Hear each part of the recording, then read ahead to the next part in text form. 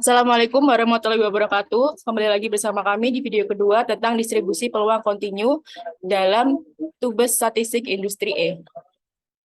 Next.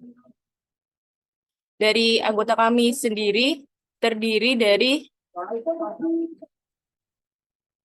terdiri dari 5 anggota. Yang pertama ada Irma Dewi, ada Kristabella Ceselin, ada Maulida Sania, ada Rista Juni, dan ada Doni Ismail. Next. Untuk daftar isi dari PPT ini, yang pertama ada penjelasan tentang distribusi peluang kontinu, yang kedua ada distribusi normal, lalu ada distribusi student stay, ada distribusi chi-square, ada distribusi F, dan distribusi eksponensial. Next. Yang pertama ada penjelasan tentang distribusi peluang kontinu. Jadi distribusi peluang kontinu adalah pengubah acak yang dapat memperoleh semua nilai pada skala kontinu. Ruang sampel kontinu adalah bila ruang sampel mengandung titik sampel yang tak terhingga banyaknya. Syarat dari distribusi kontinu adalah apabila fx adalah fungsi padat peluang pengubah acak kontinu.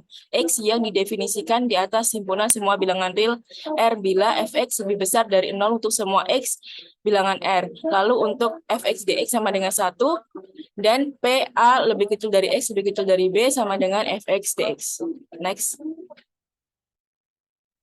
Distribusi probabilitas kontinu menunjukkan peluang nilai variabel acak X yang kontinu. Artinya dalam interval tertentu nilai X dapat memenuhi seluruh interval tersebut. Sebagai contoh, dalam interval 4 kurang dari X kurang dari 7, nilai X dapat memenuhi X sama dengan 4,1, 4,2, 4,3, dan lain-lain. Lalu ada distribusi probabilitas kontinu didefinisikan sebagai area di bawah kurva fungsi padat peluang. Dan isi dari distribusi peluang kontinu ini ada distribusi normal, ada distribusi student stay, ada distribusi chi-square, ada distribusi F, dan distribusi eksponensial. Selanjutnya kita masuk ke distribusi normal. Jadi distribusi normal atau Gaussian mungkin merupakan distribusi probabilitas yang paling penting baik dalam teori maupun aplikasi statistik. Distribusi ini paling banyak digunakan sebagai model data real di berbagai bidang. Distribusi normal disebut juga Gaussian distribution adalah salah satu fungsi distribusi peluang berbentuk lonceng seperti pada gambar di bawahnya. Nah, berdasarkan gambar, distribusi normal akan memiliki beberapa ciri, yaitu kurva berbentuk garis lengkung yang halus dan seperti genta, lalu simetris terhadap rataan, kedua ekor atau ujungnya makin mendekati sumbu absisnya, tapi tidak pernah memotong. Jarak titik belok kurva tersebut dengan sumbu simetrisnya sama dengan alfa. Lalu luas daerah di bawah lengkungan kurva tersebut dari min sampai plus, sama dengan 1 atau 100%. Next. Lalu terdapat 4 alasan mengapa distribusi normal menjadi distribusi paling penting. Yang pertama, distribusi normal terjadi secara alamiah. Beberapa variabel acak yang tidak terdistribusi secara normal dapat dengan mudah ditransformasi menjadi suatu distribusi variabel acak yang normal. Lalu banyak hasil dan teknik analisis yang berguna dalam pekerjaan statistik hanya bisa berfungsi dengan benar jika model distribusinya merupakan distribusi normal. Lalu ada beberapa variabel acak yang tidak menunjukkan distribusi normal pada populasinya, namun distribusi dari rata-rata sampel yang diambil secara random dari populasi tersebut ternyata menunjukkan distribusi normal. Next. Lalu untuk soal pertama yaitu sekelompok data dinyatakan dengan X, N dalam kurung 200,50. Jika data tersebut terdiri dari 10.000 sampel, maka perkiraan banyak sampel yang memiliki nilai antara 210 dan 260 adalah, yaitu dengan jawaban X berdistribusi normal dengan rata-rata Pi 200 dan semangat baku 50. Pertama, transformasikan ubah nilai X1 sama dengan 210 dan X2 sama dengan 260 dalam Z. Ditemukan Z1 sama dengan 0,20 dan Z2 sama dengan 1,20. Artinya, kita mencari luas bawah kurva normal. Dengan menggunakan tabel Z diperoleh P 0,20 kurang dari Z kurang dari 1,20 dengan hasil 0,3056. Jadi peluang diperolehnya sampel dengan nilai di antara 210 dan 260 adalah 0,3056. Next. Lalu untuk soal kedua, dengan soal dari data di suatu game daring ditentukan bahwa lamanya waktu yang dihabiskan pemain setiap harinya berdistribusi normal dengan simpangan baku 37 menit. Diketahui juga bahwa terdapat 14% pemain yang menghabiskan waktu bermain game tersebut lebih dari 230 menit. Dan tentukan rata-ratanya. Untuk jawabannya adalah, misalkan X merupakan variabel acak kontinu yang menyatakan lamanya waktu yang dihabiskan untuk bermain game daring dalam satuan menit. Ketahui semangat baku 37 dan PX lebih besar dari 230 sama dengan P Z lebih besar dari Z sama dengan 14% sama dengan 0,14. Dari sini dapat diketahui juga bahwa Z harus bernilai positif karena 0,14 kurang dari 0,50. Dan simulasi gambarnya bisa dilihat di gambar ini. Oleh karena itu dituliskan P0 kurang dari Z kurang dari Z ditemukan 0,36. Dari tabel Z diperoleh Z sama dengan 1,08 dan dibulatkan. Selanjutnya tinggal dicari nilai rata-ratanya dan ditemukan Pi sama dengan 230 dikurangi 39,96 sama dengan 190,04. Jadi rata-rata pemain bermain game daring tersebut adalah 190,4. Kemudian ada distribusi student. Distribusi student adalah distribusi yang ditemukan oleh seorang mahasiswa yang tidak mau disebut namanya. Untuk menghargai hasil penemuannya itu, distribusinya disebut distribusi student yang lebih dikenal dengan distribusi T. Diambil dari huruf terakhir kata student, bentuk persamaan fungsinya yaitu Ft sama dengan K per 1 tambah buka kurung T kuadrat per N-1 tutup kurung setengah N. Berlaku untuk minus tak terhingga kurang dari T kurang dari tak terhingga, dan K merupakan tetapan yang besarnya tergantung dari besar N. Sedemikian sehingga luas daerah antara kurva fungsi itu dan sumbu T adalah 1. Bilangan N-1 disebut derajat kebebasan atau DK. Yang dimaksudkan dengan DK ialah kemungkinan banyak pilihan dari sejumlah objek yang diberikan. Distribusi dengan variabel acak kontinu selain distribusi normal dan distribusi normal baku adalah distribusi T student atau distribusi T. Grafik fungsi kerapatan peluang dari distribusi T menyerupai grafik fungsi distribusi normal, sebagaimana terlihat pada gambar berikut. Yang pertama ada soal yaitu bagaimana menggunakan tabel T kalau V 10 berarti misalnya N sama dengan 11 serta alfa 0,05 maka P T kurang dari tanda tanya sama dengan 0,5. Untuk tabel yang disusun secara kumulatif maka kita harus melihat pada tabel T kumulatif. Derajat bebas 10 dan P 1 dikurangi 0,05 sama dengan 0,95. Dan ini menghasilkan nilai T yaitu T 0,05 sama dengan 1,812. Jadi PT kurang dari 1,812 sama dengan 0,05.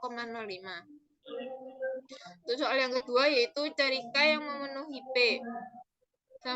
K kurang dari T kurang dari minus 1,761 sama dengan 0,045 untuk sampel acak berukuran 15 yang diambil dari suatu distribusi student T. Dari tabel distribusi T terlihat bahwa 1,761 ialah T 0,05 bila V sama dengan 14. Jadi minus T 0,05 sama dengan minus 1,761. Karena K adalah soal ini berada di sebelah kiri dari minus T 0,05 sama dengan minus 1,761. Maka ambillah K sama dengan minus T alfa. Selanjutnya dari gambar grafik diperoleh 0,045 sama dengan 0,05 minus alfa atau alfa 0,005.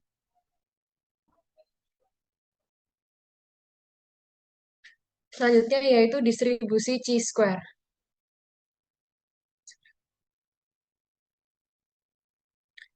Distribusi chi kuadrat juga merupakan distribusi dari variabel acak kontinu.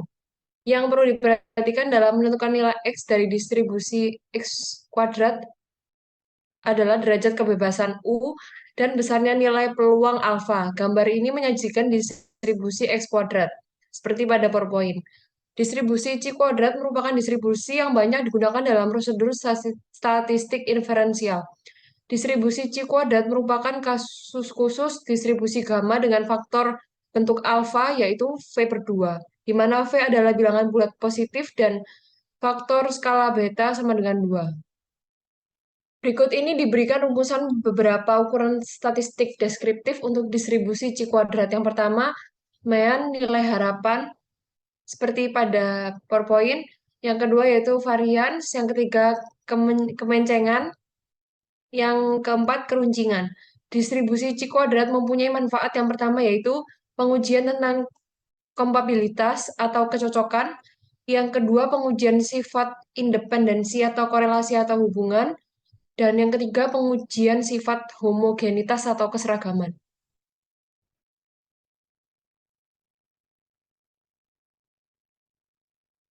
Untuk rangkumannya, berdasarkan jumlah sampel terdapat 3 jenis uji chi-square. Yang pertama yaitu uji chi-square satu sampel.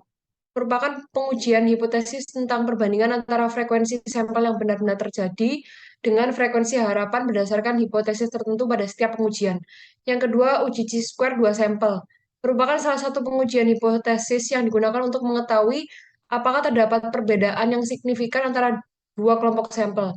Dua kelompok sampel ini nantinya dikelompokkan menurut klasifikasi tertentu. Yang ketiga, uji chi-square K-sampel.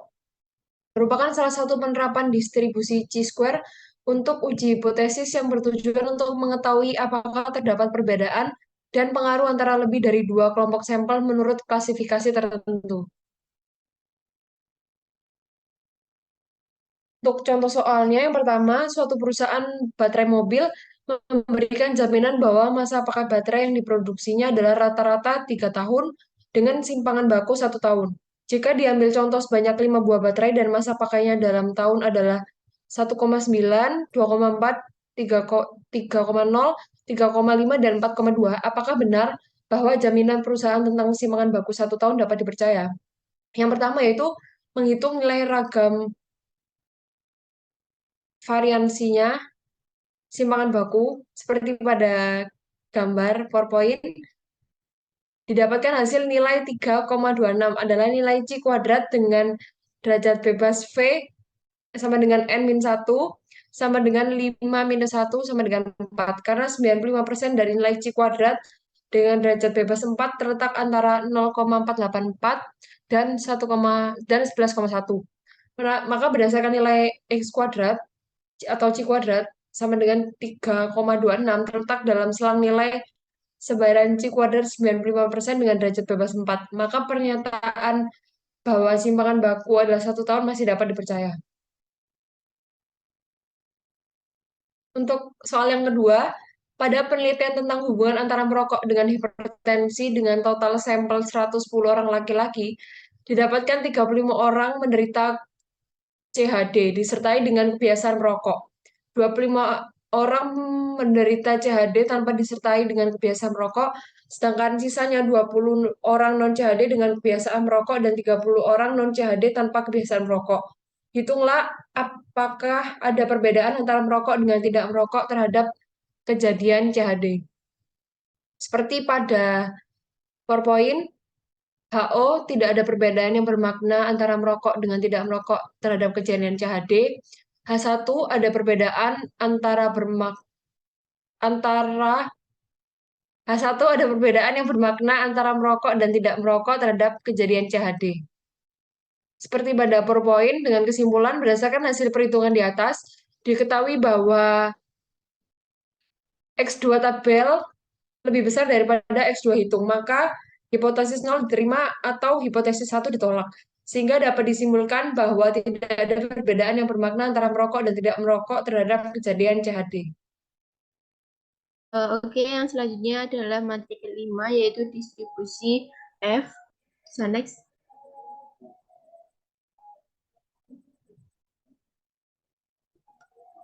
Dalam teori probabilitas dan statistika, distribusi F seringkali digunakan dalam pengujian statistika seperti analisis varian dan analisis regresi. Suatu peubah acak yang mengikuti distribusi F bisa didefinisikan sebagai rasio dua peubah acak chi-square yang independen. Masing-masing dibagi dengan derajat bebasnya atau degree of freedom. Distribusi ini merupakan perbandingan dua buah distribusi chi kuadrat dalam bentuk F sama dengan U per F1 dibagi V per V2. Di mana U dan V menyatakan peubah acak bebas masing-masing berdistribusi chi-square dengan contoh grafik dari pakai untuk memeriksa kesamaan rata-rata dari beberapa grup sampel yang diambil secara independen. Ada dua faktor yang akan menentukan apakah perbedaan rata-rata sampel memang nyata atau tidak. Yaitu yang pertama, variasi dalam sampel atau within, dan yang kedua adalah variansi antar sampel atau between. Untuk next.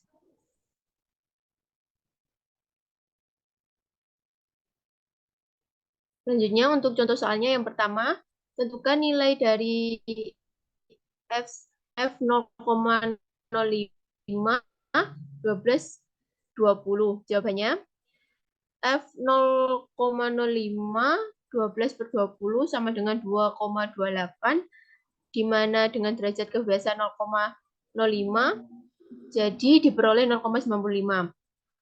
Dari tabel distribusi F diketahui bahwa F 0,95 12,20 didapatkan hasil 0,04. Jadi nilai F tersebut adalah 0,04. Contoh yang kedua, dua kelompok siswa mengikuti ujian bahasa Indonesia. Masing-masing derajat kebiasaannya V1 sama dengan 20 dan V2 sama dengan 10. Jadi dengan V1, V2 20,10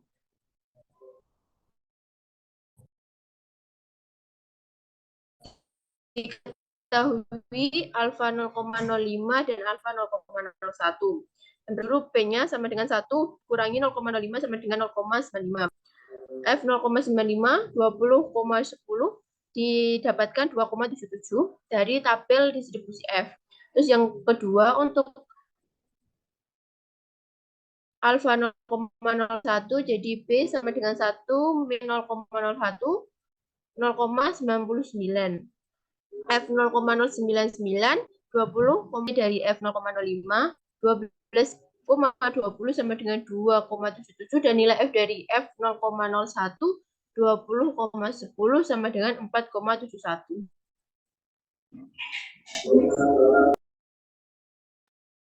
Yang selanjutnya yaitu distribusi eksponensial.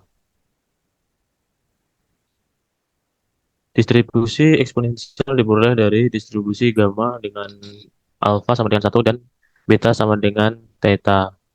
Dalam teori probabilitas dan statistik, distribusi eksponensial adalah distribusi probabilitas kontinu. Distribusi eksponensial dapat digunakan untuk mewakili peristiwa acak independen terjadi pada interval waktu seperti interval waktu penumpang ke bandara. Dalam distribusi eksponensial digunakan pengolahan data dengan menggunakan variabel random, di mana variabel random itu sendiri adalah variabel yang berupa nilai atau angka yang merupakan outcome eksperimen random.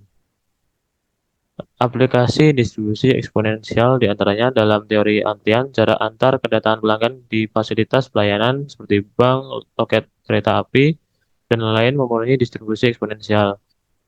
Lalu lama waktu mulai dipakai sampai rusaknya suatu suku cadang dan alat listrik memenuhi distribusi eksponensial.